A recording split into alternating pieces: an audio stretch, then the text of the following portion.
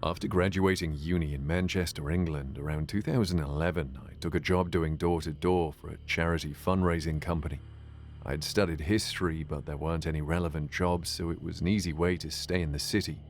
I had a ground floor flat in the city centre and lived with my family dog, Teddy, who had lived solely with me ever since the second year of uni. The job was rubbish, but it paid the bills and I met some good people. Anyway, I happened to be working on the day of my 22nd birthday. I'm not really much of a birthday guy, and because it wasn't a big one, I hadn't planned to do anything. But when my workmates found out it was my birthday, they persuaded me to go for a few drinks after work. So I dashed home, fed the dog, and then met them at a bar in town. Things quickly escalated. Someone ordered shots, and pretty soon we were all drunk. We went to another bar, and at some point I got talking to a girl. She had a really, I know this is weird to say, but a unique perfume on, and she was really cute. I probably wouldn't have dared speak to her if I was sober. We were chatting for about 10 minutes when one of my workmates came over and told her it was my birthday. She said happy birthday and offered to buy me a drink, so I asked for a rum and coke. Everything goes blank after that. I have no memory whatsoever. I know I was drunk before that, but I wasn't that drunk. It was like someone switched the lights off. The next thing I remember is waking up in my bed the next morning. I felt awful, but I was relieved to see that I was in my bed. I was still wearing my clothes from the night before. I thought a coffee would help, so I climbed out of bed and left the house. When I got to the coffee shop, I ordered a cappuccino, but my card was declined. I knew there was money in there, so I asked to try again, but it was declined again. So I went to the nearest cash machine and checked my balance. My stomach flipped. There was nothing in my account. About 70p, that was it. Now this was before mobile banking, so I couldn't check my phone to find out what was going on. Had I really spent all my money? I went home to grab my ID so I could go to the bank and find out. I still felt horrible and couldn't remember anything. When I got back to my flat, that's when I realized my dog wasn't there. Teddy was gone. I was panicking now and my head was spinning. I really needed some food to settle my stomach, but there wasn't anything in the flat, and my bank account, of course, was empty, and now my dog was missing. I didn't know what to do, and to make things worse, my phone had died, so I had to wait 20 minutes for it to charge. Once my phone was back on, I texted a few of my workmates asking them what had happened. They said that they had lost me, but the last time they saw me, I was with that girl. One of them agreed to send 20 quid to my account so I could get some food. I went to the bank, withdrew the money, and asked for a statement. It turns out that for some reason I'd withdrawn all of my money, almost £300 from an ATM at 3 a.m. the night before. But why? It had to be that woman. I thought about telling the police, but I doubt they would have believed me. After all, what proof did I have? Then I walked around the city centre for a while, hoping I'd see my dog, but I didn't. I waited till the next day before I called my parents and explained what had happened. They were furious and went out of their minds with worry, but they sent me some money and made me put up missing posters all around town. The poster had a picture of Teddy and told them to call my number if they knew anything. About 3 days later, I happened to hear the door to my building open and then close. It was about 1 a.m. and I was half asleep. Then about a minute later, I heard pawing at the door. I jumped out of bed, opened the door to my flat, and saw Teddy sitting there. I couldn't believe it. I bent down to give him some scratches and a hug, and that's when I noticed that the outside of my flat smelled of that girl's perfume.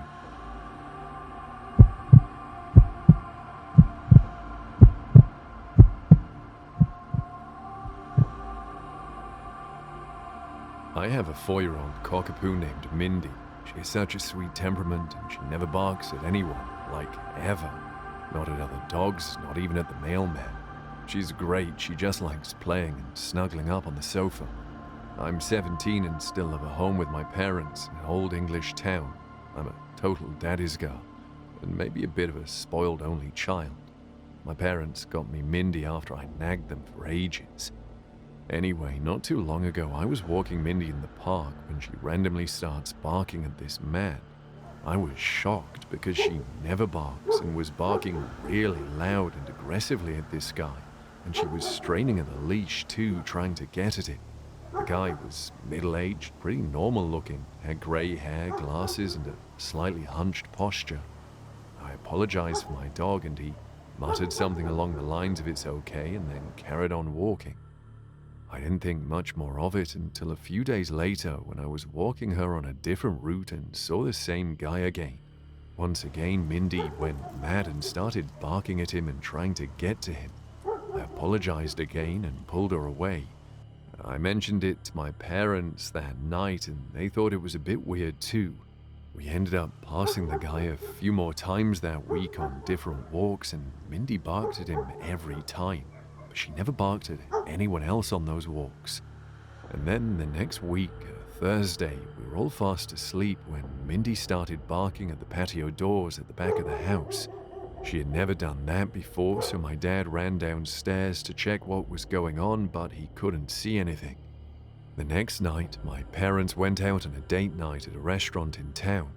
It was winter, so it was already dark when they left the house at 7 o'clock. I wasn't doing anything that night, so I curled up on the couch in my pajamas and watched TV. Mindy snuggled up with me. And then about 2 hours later, Mindy suddenly jumps up and starts barking at the back door again. I walked to the door and pressed my hand against the window so I could see out. There was someone there. They were at the far end of our garden, so I couldn't make them out, but they were leaving and they had a slightly hunched posture. Within seconds, they were gone. I quickly checked the back door, which was locked, and then I ran to the front door and checked that that was locked too. And then I called my dad. They came home immediately and I told them what had happened.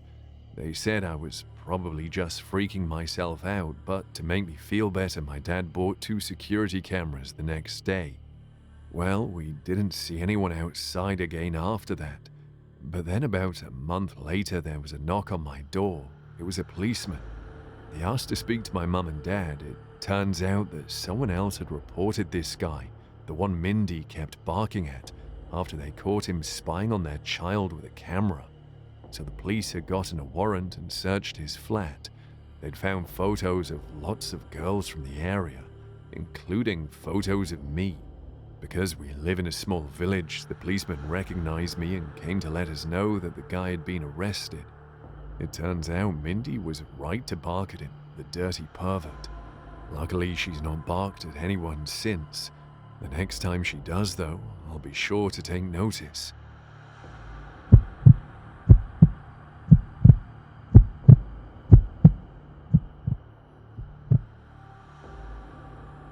I used to walk dogs when I was in my early to mid-20s. I was trying to be a writer, and the dog walking gave me a lot of time to think of story ideas while getting outside in the fresh air. When possible, I walked up to 4 dogs at a time. Well, one day I was doing my last walks of the day. I had probably been out walking dogs for about 2.5 hours at that point. I'd already picked up 3 dogs for this walk and was on my way to collect the 4th and last. It was for a new client, and the dog was a German Shepherd. I'd already met him and he was very sweet and very well trained. So I collected him and off we went. But unfortunately for me, just as I got him, it started raining. The area I was in, I had a kind of usual route. The route went along where the streets are quieter, so there's less people to navigate around as well as traffic. But when I got to one of my usual streets, it was closed. They were doing some kind of road repairs. So we carried on and took the next street. It was a kind of shabby-looking street. The houses weren't well maintained, and as it was raining really quite heavily now, there was no one around. We made it halfway down the street and we had to stop so one of the dogs could do their business.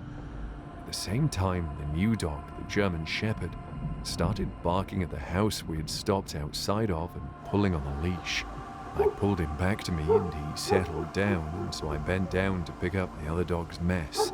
Just as I bent down, though, the new dog went from calm to 100, just like that. He barked again and surged forward. Given that I was crouched over and with all the rain, he totally pulled me over and I tumbled sideways onto the pavement and lost my grip on his leash. He ran straight up the steps of the house he'd been barking at and disappeared through the front door, which was wide open. I started freaking out. This was bad. I quickly pulled the other 3 dogs up the steps and called after the dog. I didn't know if I should go in or not. I didn't know whose house it was, and I had another 3 dogs with me, but at the same time, I didn't know what the other dog was doing. So I kind of hovered in the doorway, calling for the dog, but he wouldn't come. And neither did anyone else come. I figured if there was anyone in the house, there was no way they couldn't have heard all of this. So I poked my head through the front doorway and looked left to where I heard barking coming from. The German Shepherd was in a room immediately to the left that looked like a living room. I was about to shout at him again to come when I saw what he was barking at. There was a man sprawled on the living room carpet and there was blood all over the ground. And then I realized that there was smashed furniture as well. It was a really shocking sight. I wanted to run away. I was terrified. It looked like something really violent had happened. But at the same time, I couldn't leave the dog there. So I walked into the house, leaned into the room, just praying no one else was there, and grabbed the dog's leash and dragged him out of there. As best a person can with 4 dogs, I ran down the street. When I felt I was far enough away, I phoned the police. It wasn't until a few days later that I found out from the news that the dead person was believed to have been involved in a drug deal gone wrong. He had been murdered. The new dog I was working with, well, it turns out after I spoke to the owner, he was a retired police dog. Not so retired, I guess.